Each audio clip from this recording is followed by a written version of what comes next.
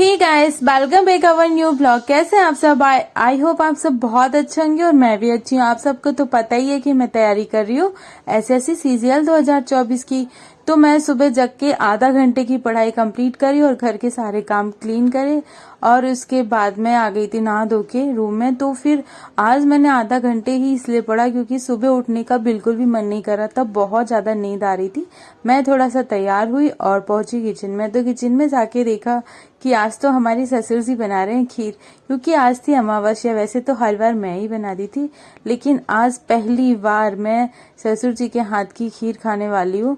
तो कैसी बनती है ये तो बाद में बताऊंगी, अभी तो बन रही है खीर। तब तक मैंने सोचा कि 10:15 हो चुके हैं, मैं भी बना लेती हूँ खाना। और आज हमारे यहाँ पे बन रहा है कद्दू, क्योंकि अमावस्या के दिन कद्दू, पूड़ी और खीर ये सब बनाया जाता है हमारे यहाँ पे। तो काफी लोग इसको कद्दू बोलते हैं, लेकिन वैसे इसे पम्पकिन भी कहा जा सकता है।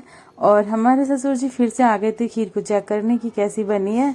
तो मैं बनाऊंगी खाना, क्योंकि अभी टाइम हो गया था 10:15। तो फिर मैंने यहाँ पे पम्पकिन तैयार कर लिया और बाकी आटा वाटा भी लगा के रखा। और फिर मैं आराम से खाना बनाने के बाद 11:30 बजे तक खाना बन जाता है। फिर सबको खाना देने के बाद मैं भी खाने के बाद ओम को स्कूल के लिए तैयार करती हूँ। और ओम को स्कूल तैयार करने के बाद उसको छोड़ने जाती हूँ। कभी मैं कभी योगी जी घर पे होते हैं तो वो छोड़ देते हैं, नहीं तो मुझे ही जाना पड़ता है। और उसके बाद मैं घर आके जो भी बर्तन बाकी रह जाते हैं उनको क्लीन करती हूँ। तो यहाँ पे बच जाता है 1 मैं बैठ जाती हूँ अपनी स्टडी करने, क्योंकि मेरे पास ये वाला टाइम मतलब 1 से लेके 4 का, पहले 3 का उनका स्कूल का टाइम था, लेकिन अभी चेंज हो गया। अभी स्कूल का टाइम हो गया 4 का। तो मेरे पास 1 से 4 तक का अच्छा खासा टाइम होता है पढ़ाई करने के लिए। मतलब मैं आराम से पढ़ाई कर सकती हूँ, मतलब किसी को कोई काम नहीं होता है इस टाइम। तो मैं यही टाइम पे पढ़ाई प्रेफर करती हूँ और मैं यहीं पे बुक्स लेके बैठ जाती हूँ। और आप लोगों को भी मैं यही सजेस्ट करती हूँ कि आपको भी जब फ्री टाइम मिलता है, आपको लगता है कि हाँ इस टाइम हम थोड़े से फ्री होते हैं या फिर कुछ फालतू काम करते हैं, अगर मैं भी चाहूँ तो मैं 1 से 4 तक आराम से 3 घंटे तक की नींद ले सकती हूँ, क्योंकि काफी थकान हो जाती है घर के सारे काम करने के बाद। लेकिन मैं सोती नहीं हूँ, क्योंकि मुझे नहीं लगता है कि हाँ सोना हमारी जिंदगी में कुछ अलग कर सकता है। मतलब अगर हम सुबह या फिर दिन में या दोपहर में सो जाते हैं तो उनसे हमें कोई भी बेनिफिट नहीं होने वाला है।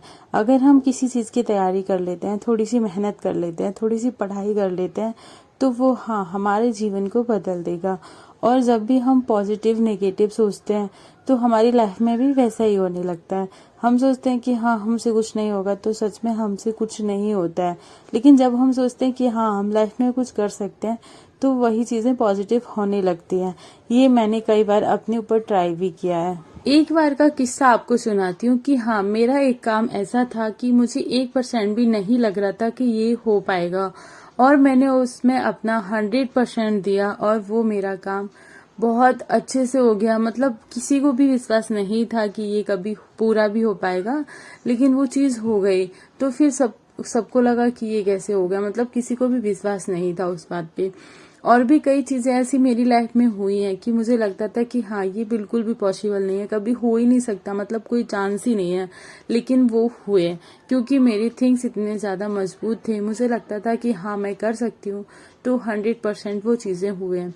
और कई बार ऐसे होता है कि हाँ नेगेटिव हम पहले ही सोच लेते हैं। बहुत से काम ऐसे होते हैं कि हम करने से पहले सोचते हैं कि ये चीज तो कभी हो ही नहीं सकता, मतलब पूरा दिमाग में लेके चलते हैं कि हाँ ये चीज कभी नहीं होगी। तो 100% अक्सर यही हुआ है कि वो काम कभी पूरा हुआ ही नहीं है, क्योंकि हमने तो सोच पहले ही बना रखी है ना। अगर हम सोचेंगे अच्छा तो अच्छा ही होगा और बुरा सोचेंगे तो बुरा ही होगा। ऐसी फिलॉसफी काफी बार आप बुक्स में पढ़ने को देख सकते हैं। आप कई बुक्स में ऐसा, मतलब अगर चाहें तो आप कई बुक्स पढ़ के भी जान सकते हैं कि हाँ ये रियलिटी है कि आप जैसा सोचते हैं लाइफ में वैसा ही होता है। अगर आप पॉजिटिव सोचते हैं तो पॉजिटिव, नेगेटिव सोचते हैं तो नेगेटिव। लेकिन मैं पहले बहुत ज्यादा नेगेटिव सोचती थी, लेकिन अभी मैंने सोचा कि नहीं, लाइफ में ना हर चीज को जीना है, हर लाइफ में ना हर काम को करना है। मतलब अगर मैं एक्सप्लेन करने बैठ जाऊं तो आप लोग शायद हंसोगे, कहोगे कि ये क्या, मतलब कुछ भी बोल रही जा रही हो। मुझे ना मतलब राइटिंग का बहुत शौक था, बहुत ज़्यादा शौक था कि हाँ मैं जैसे बुक्स लिखूं या फिर मतलब कुछ शायरी वगैरह वगैरह लिखूं। लेकिन आज तक मैंने वो लिखने वाला काम कभी स्टार्ट ही नहीं किया।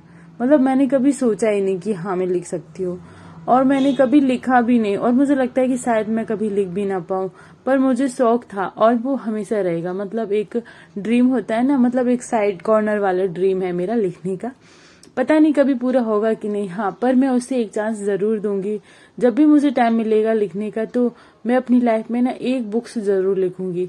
अब कब लिखूंगी, कैसे लिखूंगी, ये तो अभी नहीं कह सकती हूँ, लेकिन हाँ मैं एक टाइम जरूर दूंगी अपनी बुक्स को। ये प्रॉपर टाइम नहीं है बुक्स लिखने का, ये टाइम है पहले अपने जीवन को सही तरीके से जीने का। तो मेरे पास अभी तो सब कुछ है वैसे देखा जाए, मतलब एक फैमिली है, एक बच्चा है, घर है, और नॉर्मल सा पैसा भी है कि हाँ मैं अपनी लाइफ में छोटी मोटी चीजें कर सकती हूँ, छोटी मोटी खुशियां भी ले सकती हूँ। लेकिन मुझे लगता है कि नहीं, इतना सब काफी नहीं है। मुझे अपने गुरूर से चलना है, मुझे अपने हिसाब से चलना है। तो मुझे थोड़ी सी मेहनत करनी होगी, उसके लिए हमें थोड़ा सा बदलाव की जरूरत है। तो उसी लाइन के लिए मैं यहाँ पे मेहनत कर रही हूँ, और मुझे लगता है कि जिस लाइन को मैंने चुना है वो थोड़ा सा महंगा पड़ सकता है, मुझे थोड़ी ज्यादा मेहनत करनी पड़ सकती है। लेकिन मैं कोशिश करूंगी कि हाँ मैं अपना 100% दूं, और जो भी मैंने सोचा है, जो मेरा ड्रीम है वो 100% पूरा। क्योंकि मैं स्टार्टिंग से ही पॉजिटिव हूँ।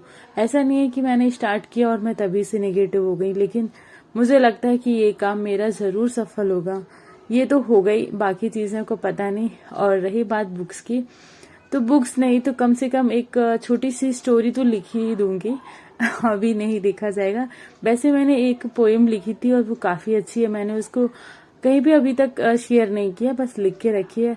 चांस मिला तो आप लोगों के साथ शेयर जरूर करूंगी। और शाम के 7 बजने वाले थे, बच्चे भी आने वाले थे ट्यूशन के लिए, तो यहाँ पे मैंने भगवान का दिया रखा और घर की मतलब अपनी किचन की क्लीनिंग करी। और अभी बच्चे जब आ जाएंगे फिर मुझे जाना होगा ट्यूशन पढ़ाने।